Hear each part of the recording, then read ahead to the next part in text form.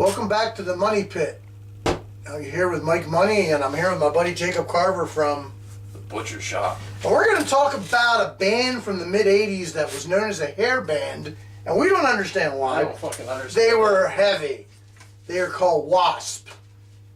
We'll talk about the band name later. Okay, Blackie Lawless formed w.a.s.p. in 1982, along with guitarist Randy Piper, no relation to Roddy, by the way, and Chris Holmes, and drummer Tony Richards, who eventually went to Great White, which I wasn't going to mention, but, you know, I have to do stupid shit. They were known for shocking live shows. This was before they had any albums out or anything. Lawless would tie semi-naked models to a torture rack and would hurl raw meat into the audience. When we saw them, no such luck. No such thing. Okay, the band's name has many interpretations. Some think, what did you say? White Anglo-Saxon Protestants. And the reason they think that, because there's a B-side of Animal, and they must say something, there's some kind of line in there about that. Some think we are sexual perverts, because when you originally bought the first album, it actually had it on the side. Yeah. Not the one I have now. I also liked what Blackie Lawless was asked one time, what do you think it stands for? And he said, we ain't sure, pal. To me, that's the perfect one. Okay, 1984, they released their self-titled debut album. It was originally to be called Winged Assassins. Wing, W.A.S., no P? No P. No P. No P. No P. No P. Trump don't like that, no P. They omitted the song Animal, Fuck Like a Beast, which we love. That's my favorite w.a.s.p. song. But they omitted that on the U.S. release because they had to prevent it from being banned from major chain stores because they wouldn't carry it. It also had tracks like I Wanna Be Somebody, Love Machine, Hellion, and School Days. In 1985, before the release of The Last Command, the band got mixed up with the Parents Music Research Center, otherwise known as the PMRC, and fuck you. Fronted by Tipper Gore. She apparently was a failed musician who hated all musicians. They put warning labels on albums they thought were obscene, which actually helped me and others find the truly perverted music. Of course, that helped you find the good stuff. Thanks, Tipper. Dumb bitch, it helped you find the good stuff. Dumbass, thank you. Okay, this album featured, of course, The Last Command, Wild Child, one of my favorites of all time. If I had to pick one song other than Animal, it would be Wild Child, but I agree with you. Animal, if that ain't the best song, it's right there. Ball Crusher, Jack Action, Blind in Texas was a huge one. Sex Drive, and Barry Windham's favorite w.a.s.p. song, The Widowmaker. I know, I had to throw that in. People are like, I can't get away from wrestling no matter what you say. Steve Riley took drummer Tony Richards' spot. Okay, on this tour, I got to see him in concert. I saw him live for the first time at the Baltimore Civic Center. It's undergone 20 name changes by now. I think now it's the Royal Farms Arena, but I don't know. Baltimore Civic Center, they opened for Black Sabbath featuring Tony Iommi, who I heard this was, apparently when that album came out, it was supposed to be an Iommi solo, but Sabbath was still due for one album, so they did that. This was the first major show I'd ever gone to, at least out of state. I went with scot-free. I don't know why I give this guy a push, because I keep telling him to get on, he ain't smart enough to hit, because he's too drunk. How do you subscribe? But as we were looking for a place to smoke a joint, we come around the corner and I run into, of all people, Jacob Carver? Who? Me?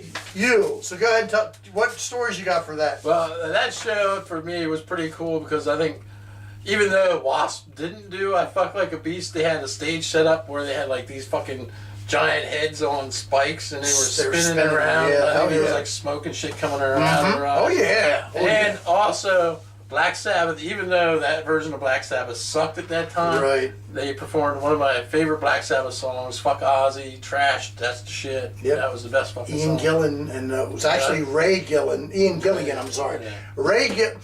The album 7 Star was sung, I know everybody's like, you're talking about w.a.s.p., now you're talking about Sabbath. But that album, 7 Star, was sung by Glenn Hughes, but when we saw him on tour, it was Ray Gillan, who would later go on to do Badlands with Jakey Lee. I know it has nothing to do with anything.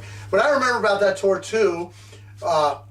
Lita Ford was screwing Tony Iommi, so in our infinite wisdom, not him, but me and my buddy Scott, we rolled a joint thinking, yeah, we're going to run into Lita Ford and get her high and get to fuck her. Really? She's going to be in the nosebleed seats with us like she's not backstage with her boyfriend? What do you expect when you're like 18 years old? Right, exactly. Young, dumb, and full of cum, as they say. That's right. Dumber than a stump. But I also remember Blackie Lawless, before they did Wild Child, did this And I know I'm not going to do it justice, and I'm probably got half of it wrong.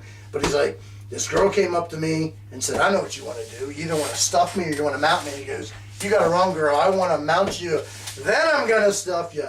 And she put her head between my legs and said, come on, baby, I'm a wild child. Come and love me. I want you. And I'm sure I fucked it up somewhat, but anyway. That's a good story. Yes, and these are our memories of that show. So then we're going to go to 1986 for Randy Hot Rod Piper. I just can't get away from it. Randy Piper left and was replaced by Johnny Rod of... He's like, I don't know. I don't have it written down. Johnny Rods of WWE. No, not the unpredictable. Johnny Rods. Johnny Rod of King Cobra. King Cobra. With Carmen Appice.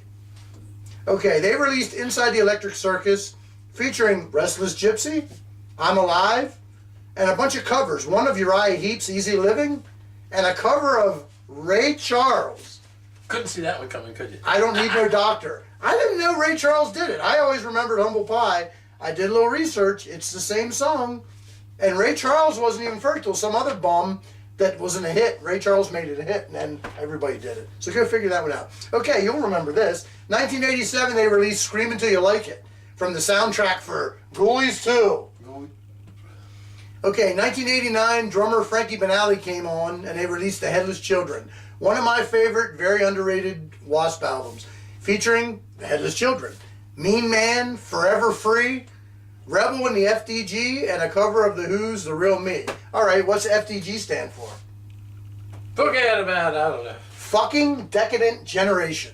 Is that this generation we're talking about? No, that would have been our generation probably, even though he's older than we are. Yeah, we probably are. Okay, after this album, Chris Holmes left because, as Lawless stated, he wanted to play house husband to his then wife, Lita Ford. That's the second time I mentioned Lita Ford. Lita Ford, 2 times. I didn't know he was married to her, though. I knew they were fooling around. Okay, you want to tell the story about him in the pool? Chris Holmes? Chris Holmes in the pool drinking. Decline of Western Civilization Part 2. Western Civilization Part 2. Go ahead and tell that story.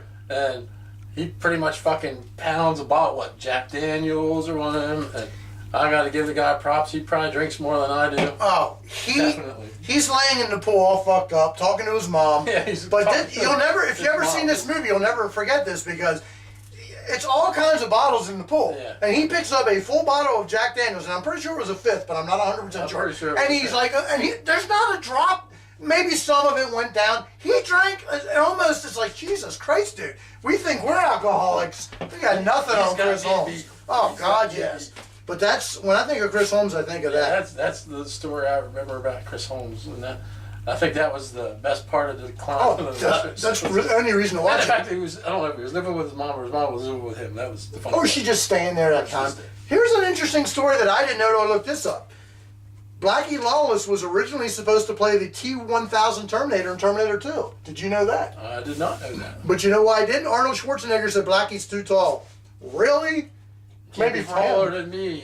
That's probably what it was. But I never knew that. That's a nice little tidbit here. In 1992, guitars... That would actually been cool, though. Oh, I know. Tell me about it. In 1992, guitarist Bob Kulick joined the band. And what was supposed to be a Lawless solo album, sort of like we're talking about Sabbath, became the next W.a.s.p. album, The Crimson Idol, which was a concept album. It had tracks like The Invisible Boy, another one of my favorite underrated songs, Arena of Pleasure, The Idol, Chainsaw Charlie, Somewhere Terry Funk's Smiling. Again, can't get away from wrestling, can we? Hold On to My Heart and The Great Misconceptions of Me. I lost track of them for a while, but in 1995 they released Still Not Black Enough. I didn't like it. I have that on CD. I don't like it. It's a lot of covers. 1997, Holmes came back for Kill, Fuck, Die. And you had that one, right? I did have Kill, Fuck, Die, and I thought that was... I got out of W.a.s.p. for a long time, but someone told me about Kill, Fuck, Die, and I listened to the album, and it was a fucking pretty solid album. Although, it was more techno than metal, but it was still a fucking pretty solid album. Right. And, if you guys do like W.a.s.p., I would definitely try to find that. Okay, 1999, they released Hell Dorado. 2001, Unholy Terror. Holmes left again in 2002. They released Dying for the World.